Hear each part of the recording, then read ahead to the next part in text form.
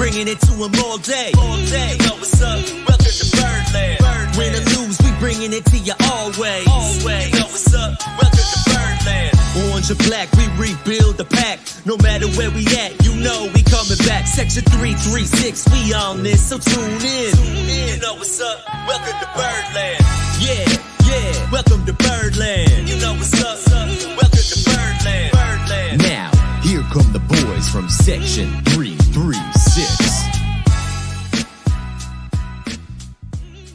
Ladies and gentlemen, boys and girls, Baltimore sports fans of all ages, welcome to Section 336, Next Generation of Baltimore Sports Talk. I am your endearingly centering host, Matt Soroka.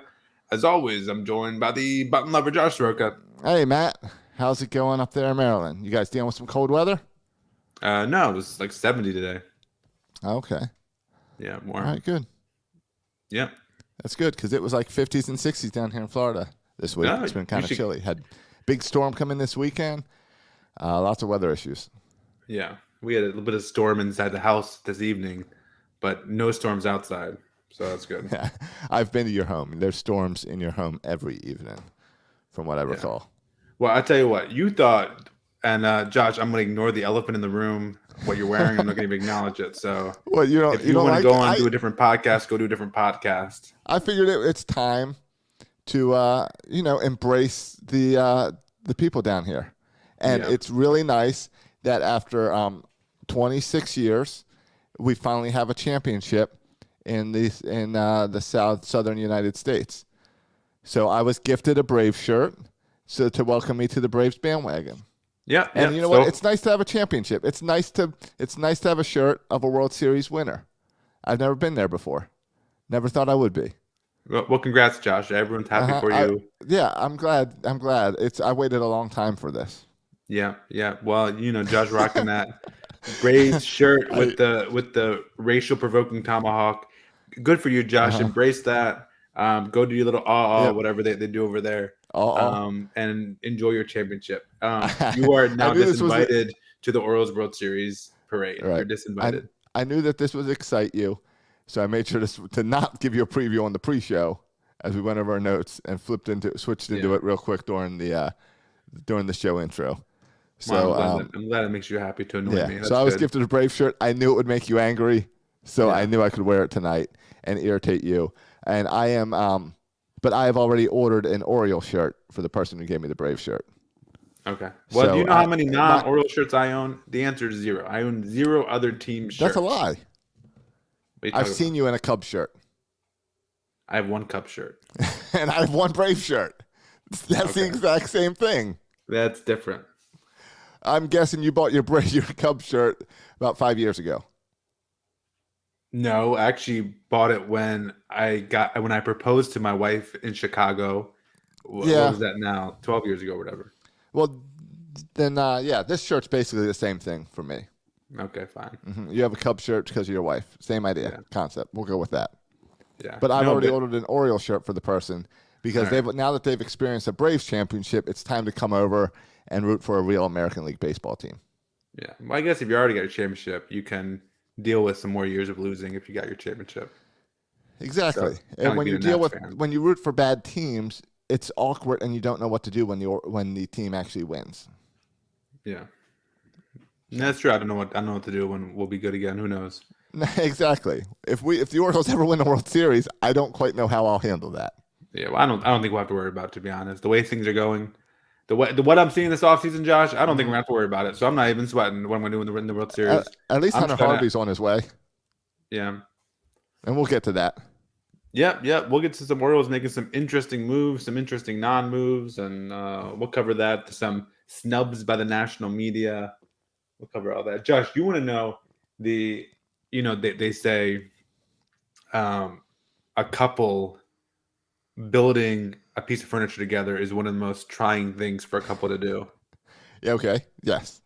And remember, we also documented last week that your wife reaches out to me for home repair issues instead of going to you. Well, did she reach out to you about putting this bed together? No, but she probably should have, is what I'm saying as you lead into this story. No, but we got a king-size bed, which is not presenting a lot of fancy. issues. Yeah. I mean, we're upgrading to king. Sorry to bring that up as you're downsizing to a twin. I don't want to bring that up, but because she needs more space. Yeah, pretty much. Well, at this point, she's pregnant and so huge that I think the king might just be for her. But if you thought it was hard for a couple, say that. It was what's that? You're not supposed to call your wife out for being so big that you're getting kicked out of the bed because she's too big. She's pregnant. She's supposed to be big. Okay. I think you're allowed to call your wife big if she's pregnant. I think that's acceptable. So you have 3 more months that you can call her big? Yeah. And then you got to be loving and it's again? okay. Yeah. Okay. I mean, you have a baby inside. You're supposed to be big. But anyway, she doesn't watch the show. That's why. That's why you call her big. The more challenging thing than a couple building furniture together is with a 2-year-old and 4-year-old hopping around the entire time.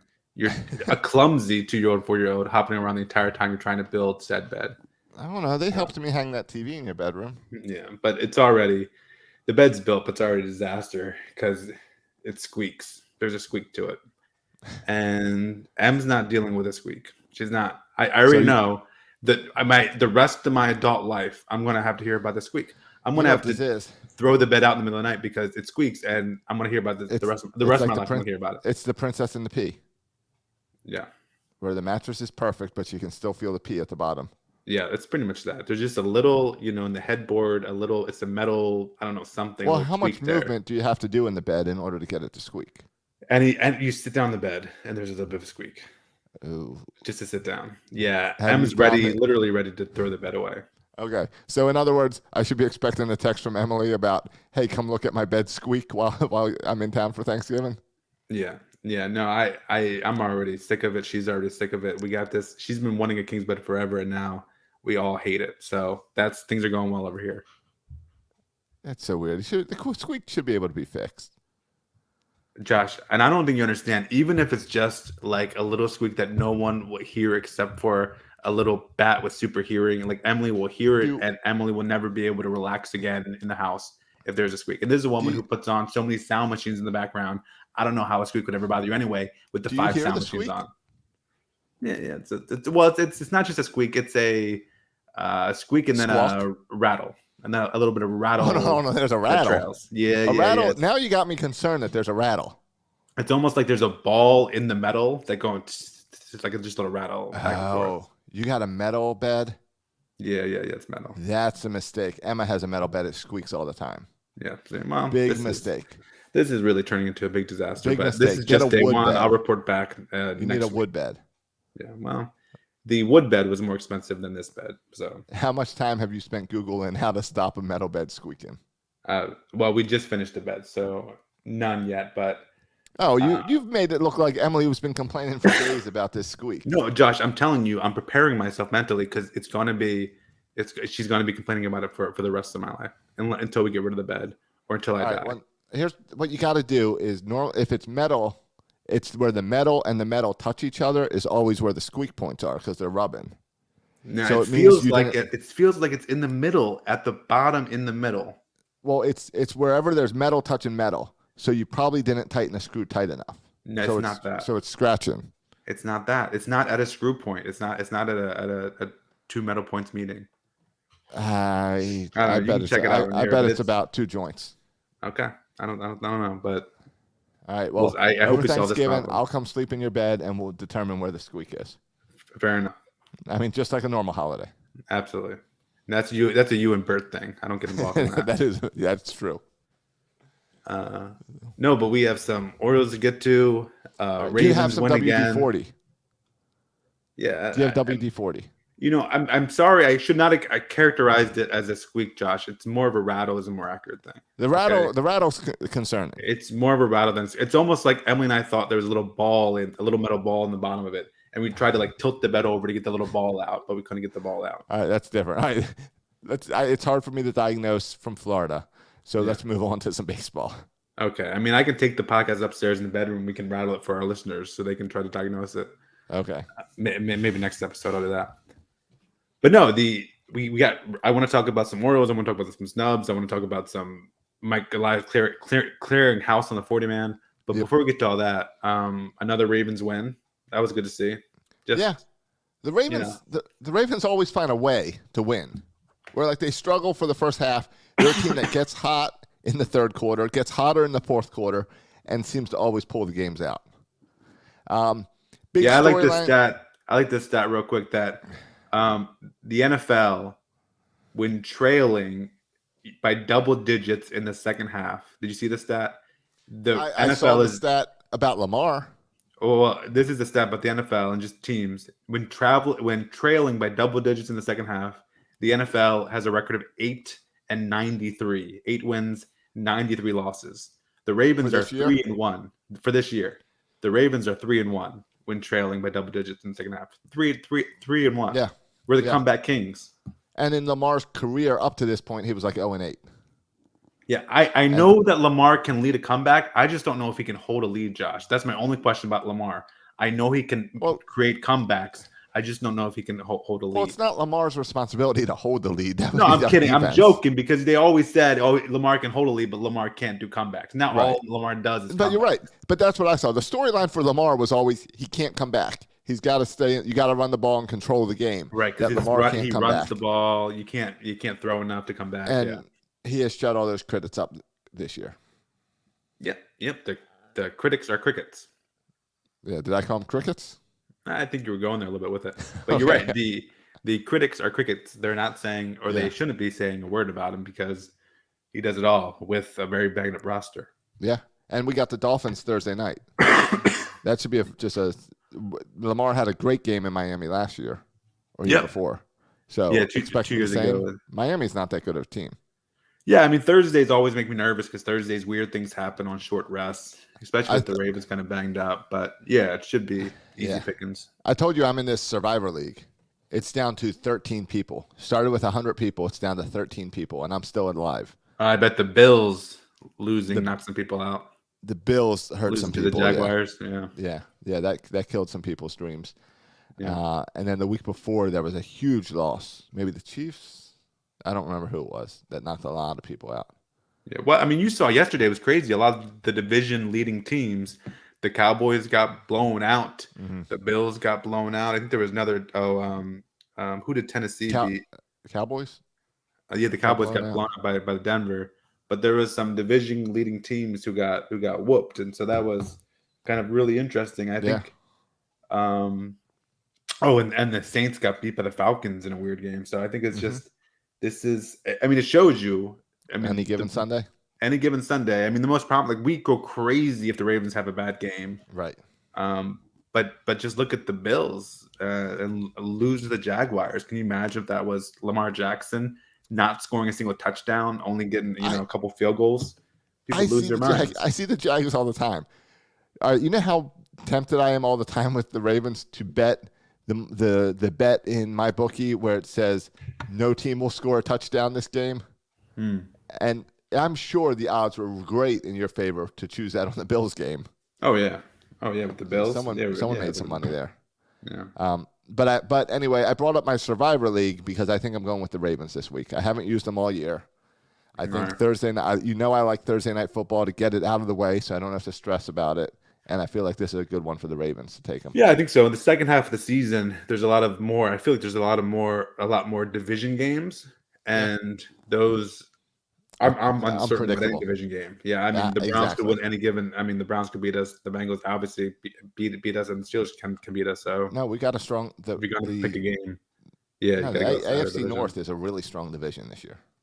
Yeah, there's no really great dominant teams, but they're all good. They're all competitive, good teams. So, and they're all teams outside of the Steelers, teams that are kind of set up for the future.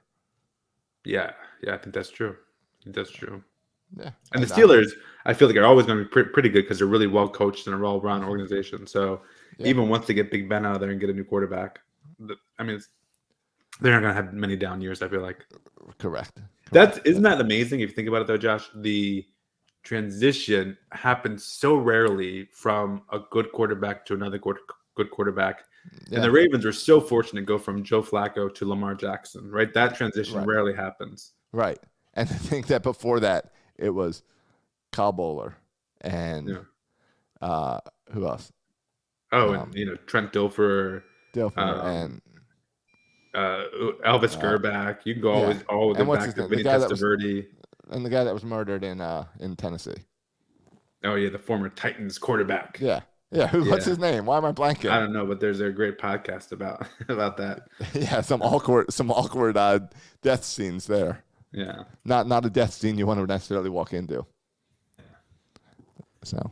But yeah, I mean, and that was picking up a veteran quarterback, and you're talking about Steve McNair. That's picking up a veteran quarterback in Steve McNair, and for just kind of a Band-Aid. But yeah, it's cool that we had this transition from Black, because I don't know. I mean, the Steelers' future success is going to be riding on a transition after this year from Big Ben to someone else.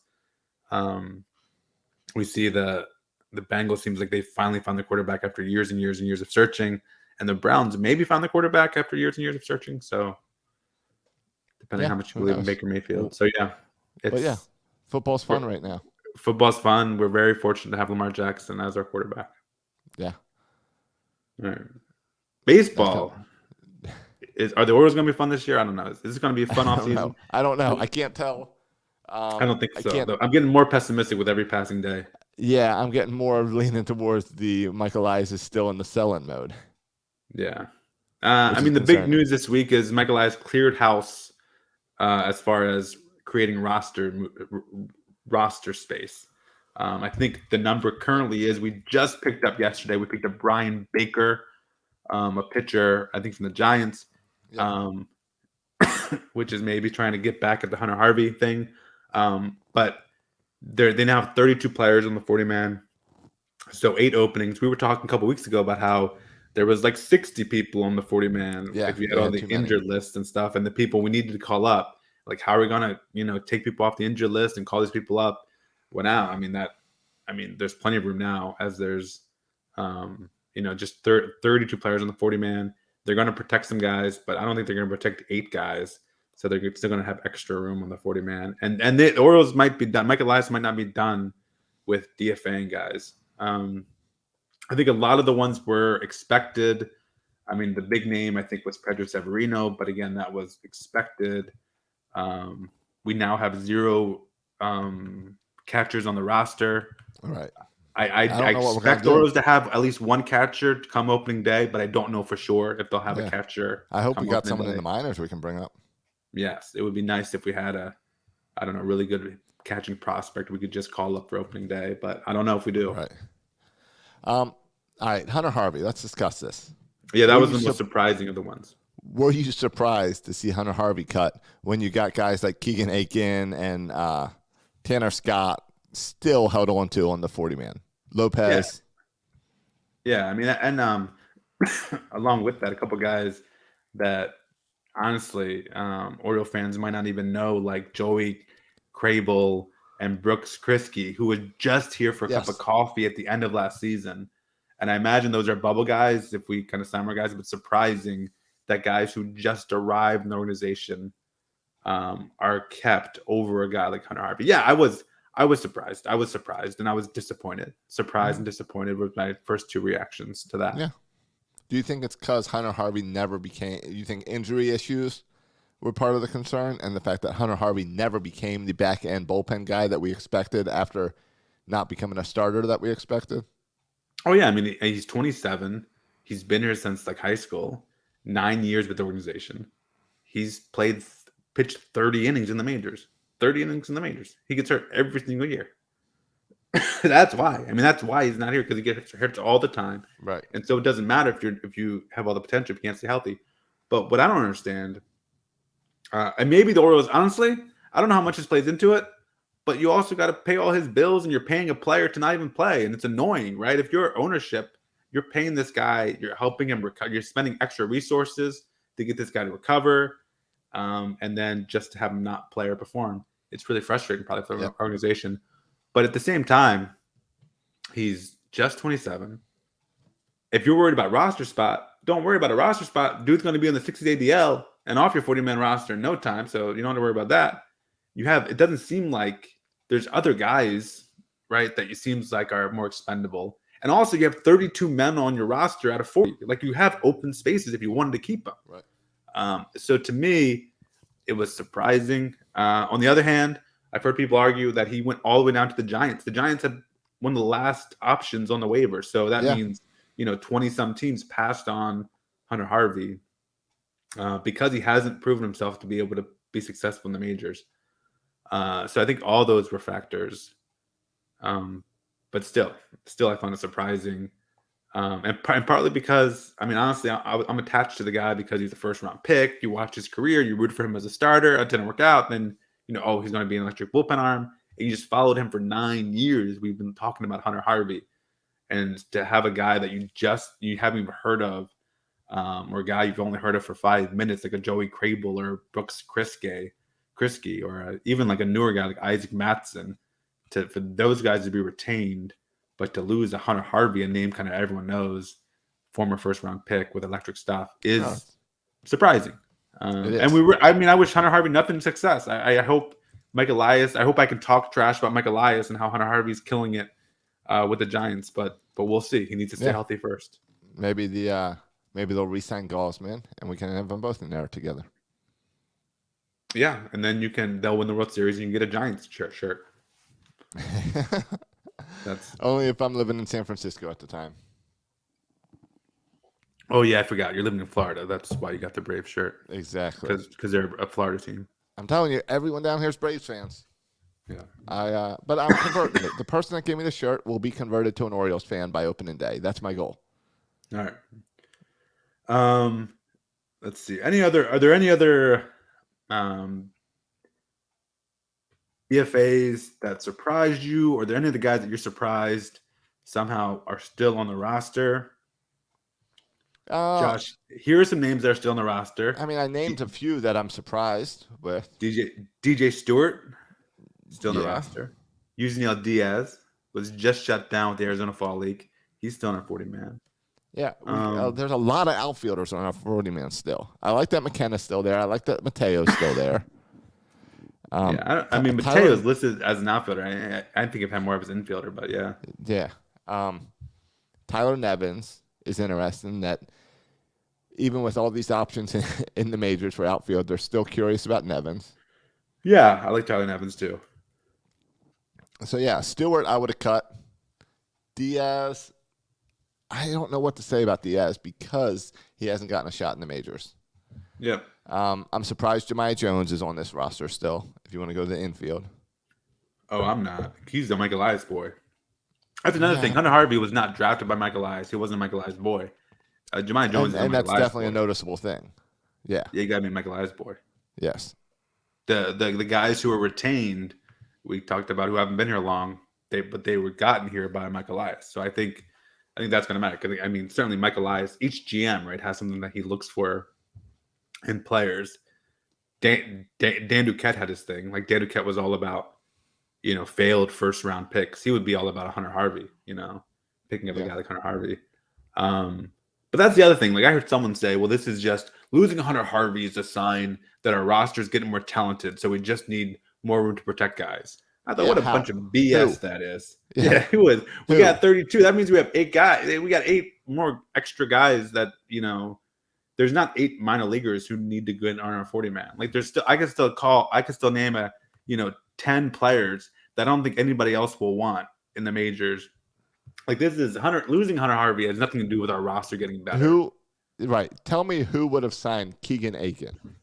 Yeah, I don't think anybody would have. I think he would have gone right into the minors. Yeah, I don't think anybody would have. And we'll see. I was also a little bit surprised. Chris Ellis is a pitcher I like from the Rays, and he was DFA'd too. There's talk that they could re-sign him as a minor league free agent. Right. And that's the thing. They cut him thinking he's going to just clear through all the waivers. Yeah. Which that might have been what they thought for Hunter Harvey. And they were almost right.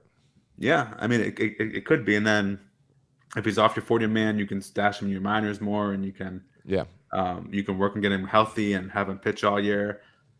I guess if you're looking at the Orioles, if you're Mike Elias, like you know what happened this year, and like you need pitchers next year who can pitch. And how much can you count on Hunter Harvey? How many innings can you count for Hunter Harvey to pitch next year? Right? You can't count at all. Yeah, you really can't count on any. And so maybe you want to put your 40-man guys who you can count on being able to throw innings, because you realize next season is going to be another long season for your pitchers. And so you need as many healthy bodies in there as possible. Yep. No, but I think it's just more – I think it's also just shocking because, you were saying 2 weeks ago we were talking about 60 players and we got to get down to 40 and it's going to be tight, and now we're down to 32. Mm-hmm. Yeah, So he's quickly not been shy. I mean, Spencer Watkins is another starter who was like, oh, like I said, Right. both catchers on our 40-man, The Severino and good Ciofo are right. like, The oh, good news is it seems like they have a plan. does it? Like, I mean, they're dumping people for a reason, Okay, Josh, and hopefully it's great. not What just to is that save money. reason? What is that reason, Josh? I hope it means to sign a bunch of free agents, but who knows? I It don't might think so. be. It might be, for all I know, to sign 8 Rule 5 guys in the Rule 5 draft. Yeah, I mean, I think there's going to be one, maybe 2 Rule 5 guys. I mean, certainly after you have the success with Tyler Wells, like that's going to be Right. you have a lot of success there. You're going to want to go back to that well. Yep. Stroller not so much, but so I'd imagine they do 1 or 2 Rule 5 guys, and then you're going to have to sign. You're going to have to do something. You're going to have another catcher besides Adley Rutschman. So you're going to need to put at least one more catcher on your 40-man. Right. And you're going to need room. If you really were going to go with Adley, he's not on the 40-man, so you're going to have to add him to the 40-man. So that's two more guys right there. Right. Plus, you need starting pitchers, and I assume the majority of a rotation is not on our 40-man yet. Maybe that's a wrong assumption, but I'm assuming that 3 out of 5 of our starters are not on the team yet. I hope that's the case. I hope 3 of the 5 starters are not on the case. All right. I hope the top 3 are not on our roster. Yeah, but the concerning thing about this, and I don't know the rules, Josh. I don't know how baseball works. I saw a couple conflicting tweets about it. With Wade Miley was on the Reds. He was kind of DFA'd. He was put on waivers. He has a $10 million contract, which is not bad. And you could have Wade Miley for $10 million 1 year. It's 1 year commitment, $10 million. Do you want Wade Miley? Yeah, I want Wade Miley. You want Wade Miley for $10 million. Wade Miley. So we can have 2 guys that threw no hitters last year. Well, yeah. Also, and I think on our pitching staff, he would come in as our number 2 starter right now. Okay. All right. Fine.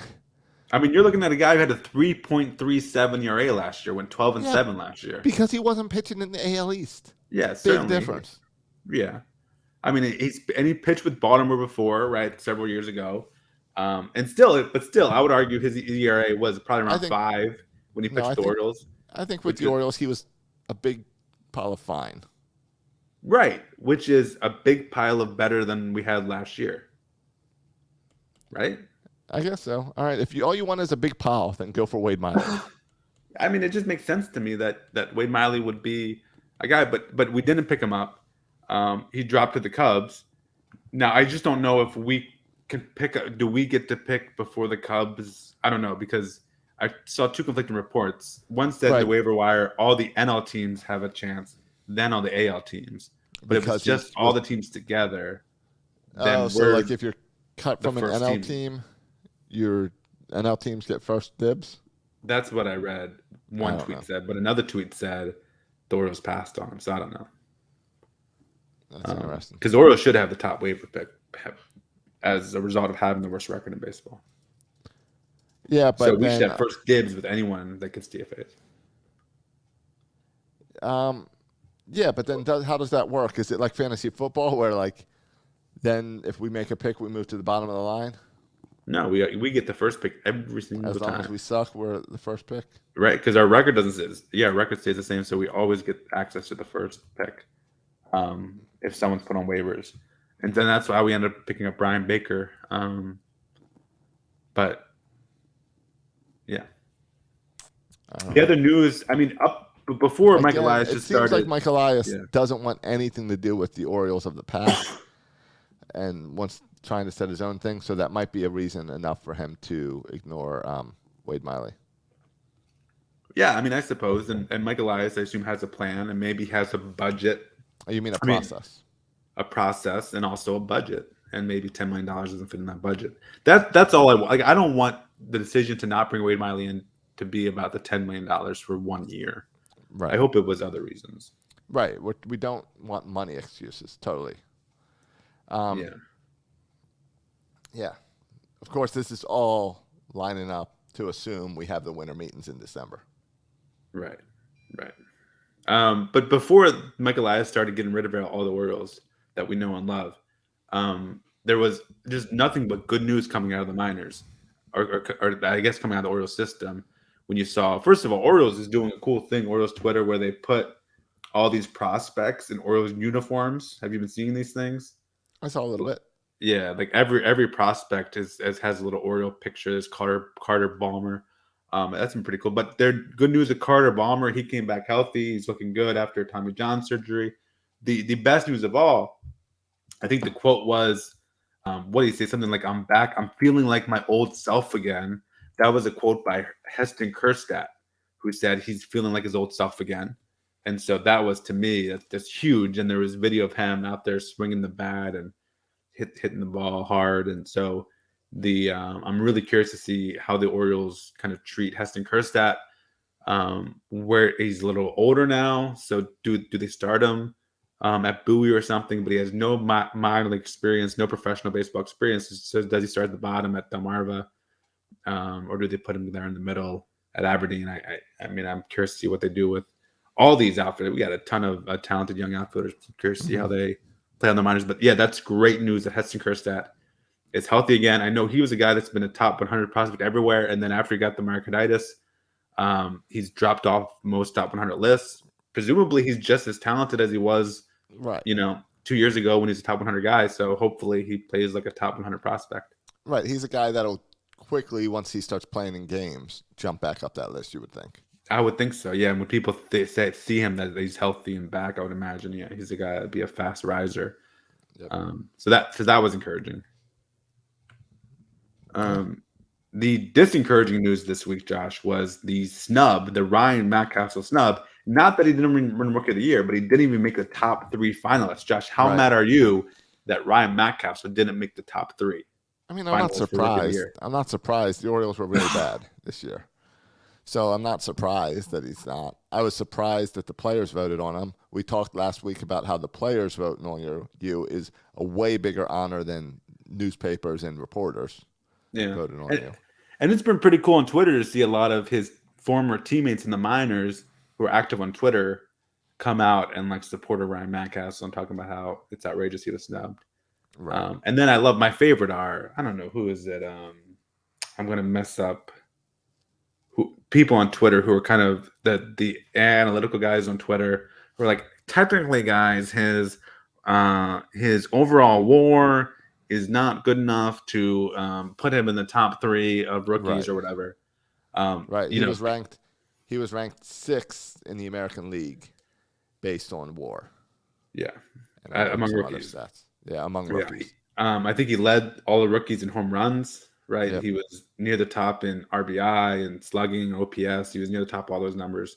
But his, the position he plays, first base and left field, hurt him as far as those WAR numbers go. But as far as offense, he had the best offensive numbers of all the rookies. Yeah. But what I don't get is home runs, second and doubles or extra base hits.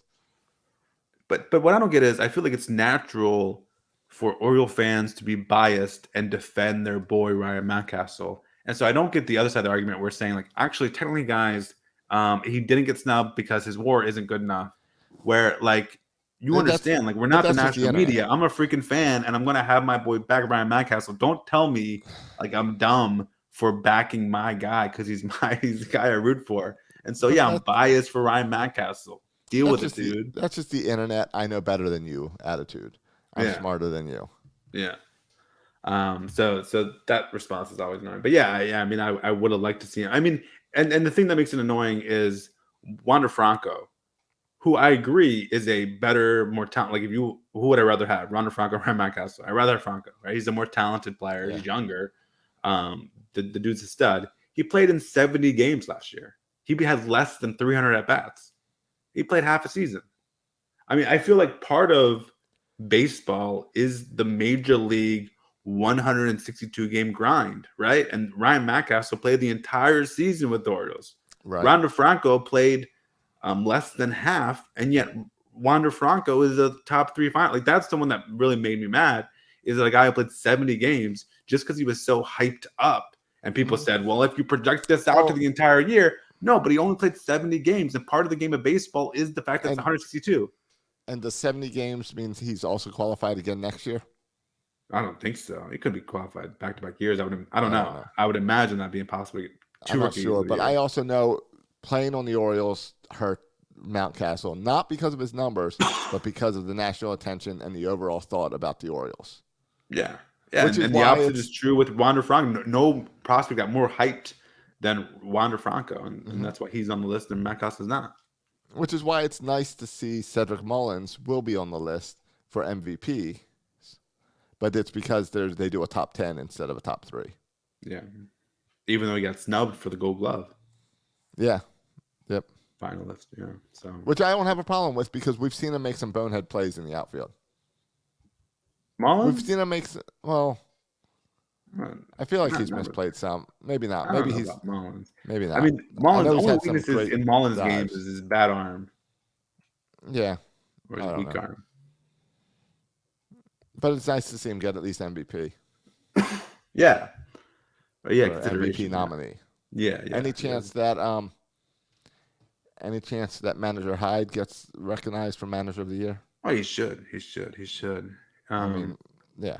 When you play with all those bad teams and you manage to still get the number 1 draft pick overall, you got to get some credit there.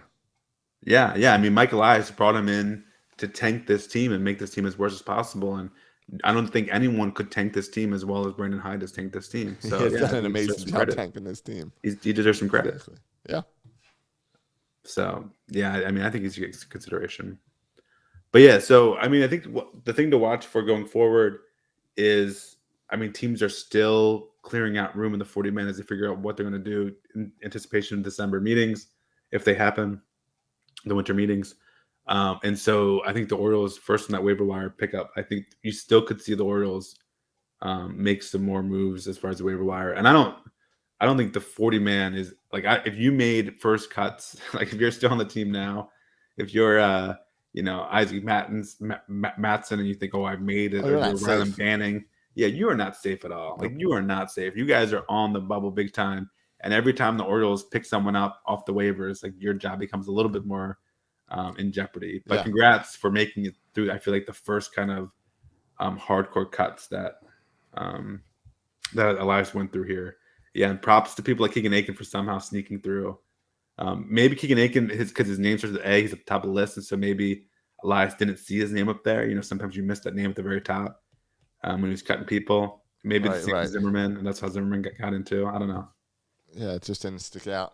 Yeah, he was looking for guys in the middle. Maybe. Yeah. Yeah, and I assume we're not going to see any signings till January or so. Yeah, I mean, it was kind of interesting. The Fangraphs released which I always enjoy, their top 50 prospects, their free agent tracker.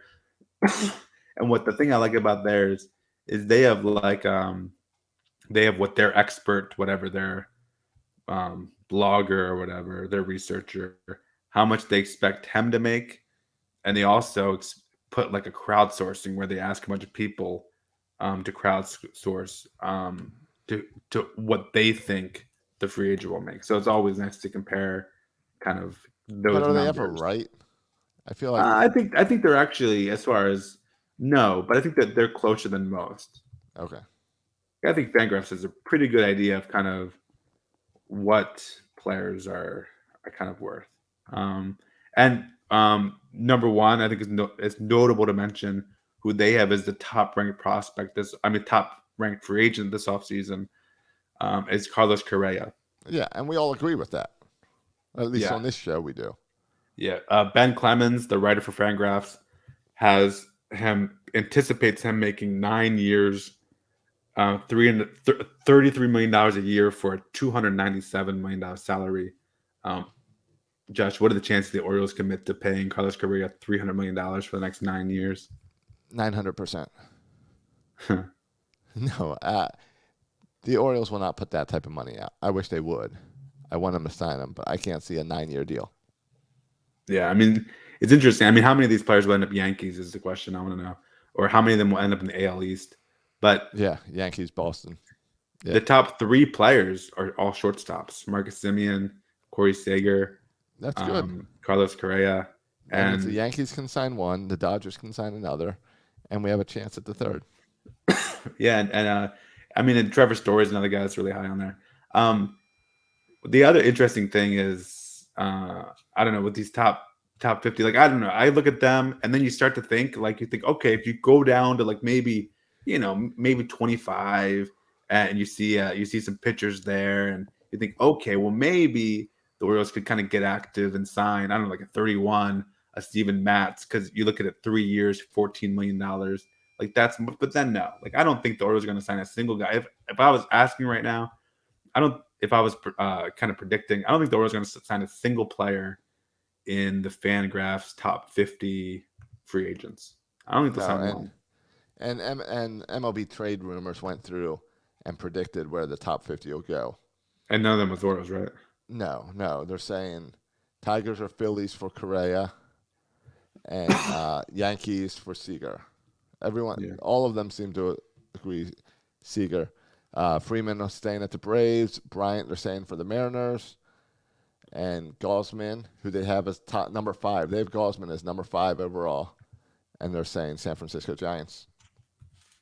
So, what's interesting, and Fangraphs has Gosman at 14, but it's interesting. I don't think Gosman this year wasn't given the qualifying offer, and last year he was given the qualifying offer. Yeah. So this year he wasn't, so people can sign him kind of unrestricted.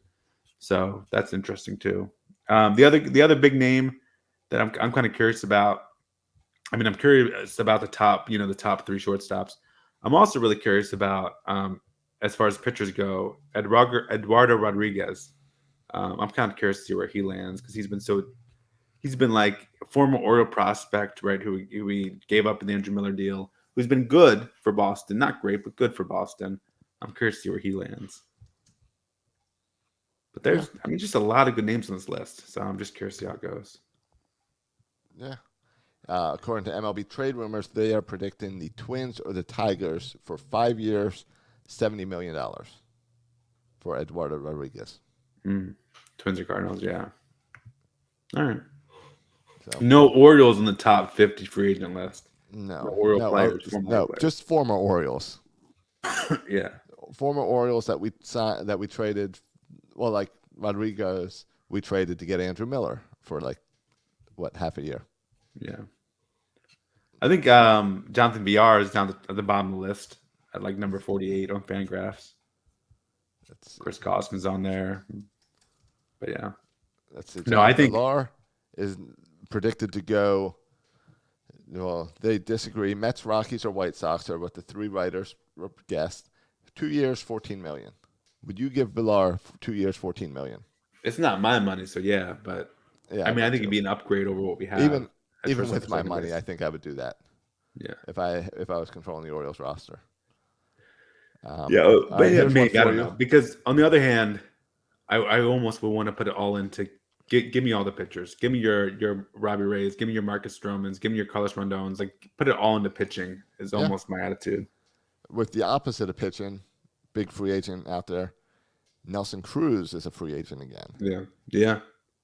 Would you throw money his way? I don't think he's right for the Orioles because he's not going to fix any of our problems. And he plays a position that DH where we're already trying to fit Ryan Mountcastle and Trey Mancini in. Yeah, exactly. But I think it's awesome that he is still there. I think it's weird that the Padres are a team that I've heard about Nelson Cruz because they don't have a DH. I think the assumption is that there'll be a DH there next year. Would it be moved that quickly? Oh yeah, I think if it passes, I think next year there'll be a DH in the NL. I hope so. Yeah, I think then my Braves can have a DH. Oh yeah, that's good news. Good news for your Braves. Circle back. Yeah. But it's going to be an interesting offseason. But the more I think about it, and the more I see Michael Elias and listen to Michael Elias, I think it's going to be, unfortunately, a very quiet offseason for the Orioles. And I think next year is going to be the year for free agency with the Orioles. So I hope they make themselves more competitive. But I'm just going into it kind of very pessimistic at this point. Yeah, and I've been pessimistic more about the CBA than Michael Elias. Right. About big concerns about this year. And I know that those concerns also have to be something Michael Elias is considering as well. Oh, yeah. Like, I think if the CBA was ironed out, it could make not just Michael Elias, but everyone feel more confidently as they go to try to sign free agents.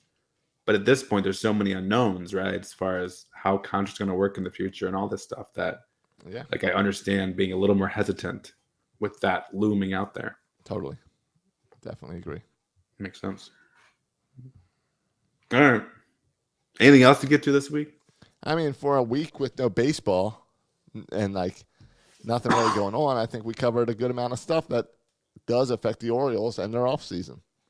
Yeah. I mean, I feel like this has been the official start of the offseason with people getting let go. And then it's kind of quiet until December with the winter meetings. And then there's usually a lot of action, a lot of rumors. Right. And then quiet again until January, until we get through Christmas and January. So, yeah. Yeah. All right. It's a start. It's a start. Yeah. Then we'll just have to start talking TV shows, movies, and what we're doing on the weekends. Yeah. Give you some Get through updates the on my rest of the quickie bed. podcast. Yeah. Uh-huh. All right. Ready to get out of here? Yeah, we can make it a short show right now. After all, it's November. Yeah, absolutely. So thanks for listening, boys and girls. Give us a follow on all your social media platforms, iTunes and Instagram and Facebook. Just search Section 336 Show. Subscribe. You can follow me at Section 336. You can follow Josh on Twitter At Josh Roca. Thanks for listening, boys and girls. And as always, go O's and go Ravens.